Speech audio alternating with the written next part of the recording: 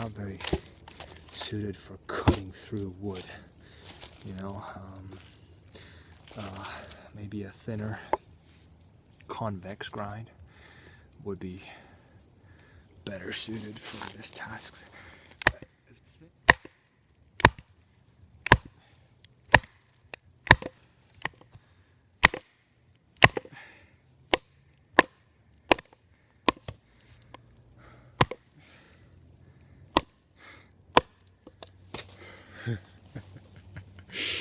Alright, check this out.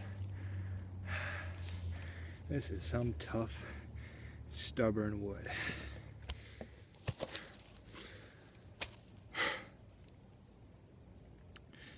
Damn.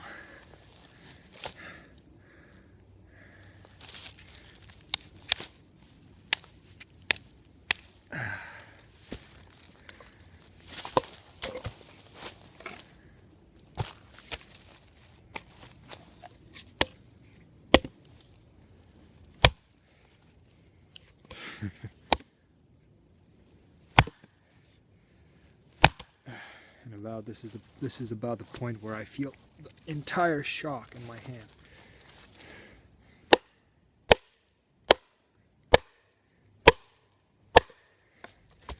Because the knife is not advancing in the wood and all the shock comes back. Crap.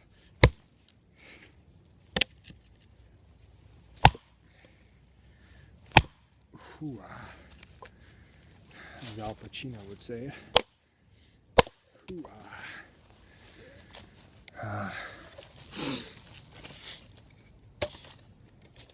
So now let's let's get the knife out.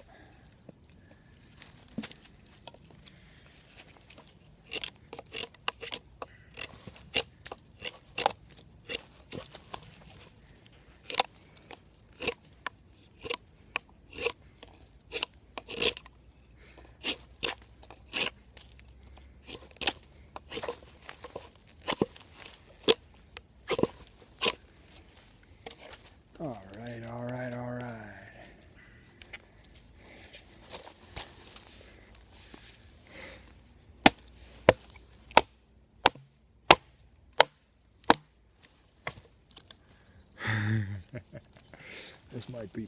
This might prove to be a more difficult task.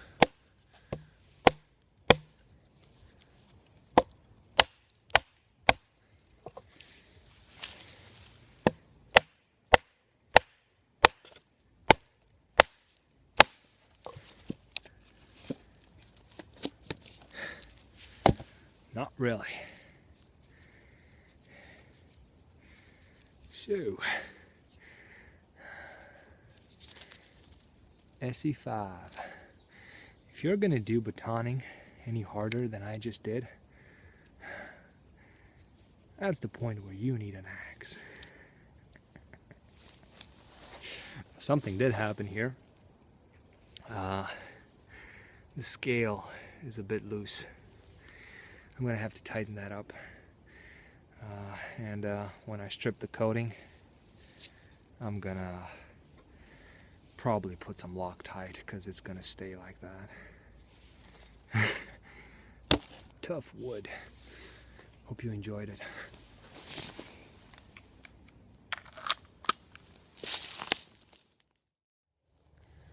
Hey guys, this is the ESEE 5. This knife has been on my wish list for years and years because I think Jeff Randall said the ESEE 5 is a sharpened pry bar, and Morse Kochanski said the perfect survival knife is a sharpened pry bar that works wood very well. Now, after working with this knife, when I got it, I said, yes, it most definitely is a pry bar. But I did not agree with the fact that it was a sharpened pry bar. It had an edge, and you could sharpen that edge to shaving sharp, but it was so steep, so thick, that you really couldn't do anything with it except for splitting wood. After working with it and playing around with it more, I decided to give it to a friend and have him reduce the thickness of the edge. And right now, maybe you can see that is how wide the edge is. So it was thinned out very, very much. And I was a bit worried because when you thin out an edge so much, you might get warping while chopping with it. It will perform very well, but you might get warping. And of course, I chopped and I batoned it. Batoning does not affect the edge so much. It will not dull an edge so much. And I don't think batoning can warp a thin grind. However, chopping into very hard woods like dogwood or very, very dry beech wood can. And it did. It did. I used it to chop many times, and I have a few small places. I don't know if you can see it right here where it's warped a bit. However, right now, the knife performs very well. It has an edge angle of about 25 degrees per side, and it cuts wood better than my SE4. I put this lanyard on here so I can slide my pinky through it.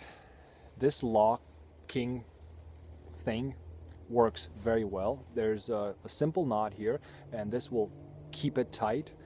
You can adjust it, and for chopping, this is great. This will do about what a small hatchet will do. So you can basically collect sticks very well. I found some cut down trees at the bottom there, and I just chopped huge pieces for testing with this knife without problems, without much effort. Right now, it performs, and I like it. You can also dig a hole very well with this tip because it's thinner.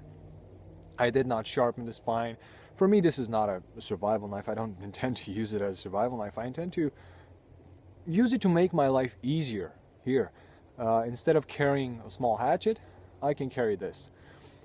I think that a knife like this, with what it can do now, is more versatile than a hatchet. You can do regular knife things with this, and you can also do hatchet things. And batoning is not a problem for this 1/4 of an inch thick spine. Now, you can say what you want about ESEE, but they have a killer warranty. No questions asked, except for rust, which makes sense because this is a carbon steel, and if you leave this wet or full of sap, you will see that immediately. You just need to wipe it down, and yes, you might see some discoloration, but nothing out of the ordinary. I also tried the divot right here for a bow drill, and it works. Except for a glass, a shot glass, this works better than anything else I've tried. Rocks, the ones that I could find, or a wooden bearing.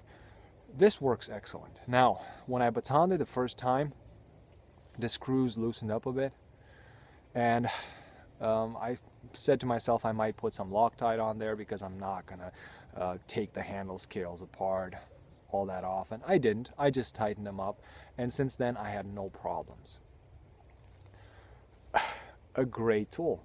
Now, what I can tell you is that the heat treatment for the SE5 I think is a bit different than for the SE4, for example. The SE4 was much easier to modify. It was much easier for me to remove metal from the SE4's edge than it was from this one. I did not do the regrind. A friend of mine did, and he also said it was very tough. This knife originally had an orange coating. You can still see that here. I removed that. I much prefer the look of the knife like this. And with this new thinner grind, with this very thin edge right now that it has, it does an excellent job. You can even cut very fine feather sticks with this with no problem. It is a heavy knife. So there's no getting around that. You will feel this on your hip, in your backpack, whatever. So it's not a hiking knife, but it's an excellent tool, and it's so much fun. For me, it just makes my life easier. Now, I've tried other 5-inch blades. I've tried the Cold Steel SRK, which for me was a disappointment, but the SE5 was not. However, the way it comes from ESEE, it's really not usable, in my opinion. You can split wood with it, and by the footage you've seen at the beginning of the video, you see that yes, you can split wood with it. You can beat on it all day long, and it'll just smile back at you. It does not mind that. However, you cannot use it as a knife. You would have to reduce the edge angle. I've seen some people put a sort of a Scandi grind on it, a 2-bevel grind, and it works for them. But the weight you're going to feel, it's not going to be as comfortable as a smaller knife if you need to do day-to-day tasks. However, if you're looking for one camping knife that you're just going to put in your car when you go camping and take with you, and it's going to do everything, I think the SE5 is definitely a good choice. I like my Hunglas. My Hunglas it's much more fun than this, but that one is just huge. I've been taking out the 5 very often, and all I can say is I'm impressed. I do wish that ESEE would do this themselves. Make the grind thinner. Make it workable. Because like I said, I agree with the pry bar part. It's definitely a pry bar, but it wasn't sharpened. And as it stands now, I think it does comply with what Morris Kochanski said. This is a sharpened pry bar that works wood very well. I mean, right now it does bite into wood. I mean, this is green wood, what I took, but this is hazel. But it's dry, so you can actually work with this knife as is right now. As it came from the factory, not so much. I'm not very worried about the warping there. I'm not going to fix it. I'm going to be more careful when I chop with it. It was my decision to thin it out. I'm not surprised, because I did hear that it's not as hard as the SE4. I did not do a Rockwell test on it or anything, but I am completely satisfied with this knife, what it does as it stands right now. As for the sheath, amazing. The knife goes in the sheath very well, and with the locking mechanism, it's not coming out very easy. You might as well have more chances in pulling the sheath off than getting the knife out. And if you disengage the locking mechanism, immediately. So, really, you can get the knife out, even if it's locked in. You have to pull it really hard. But all around, I'm very happy with the SE5. I got it from a friend at a very friendly price, and I am just as happy as could be. It does make my life easier. I don't have to carry my hatchet. I can just take this and I can baton wood with it.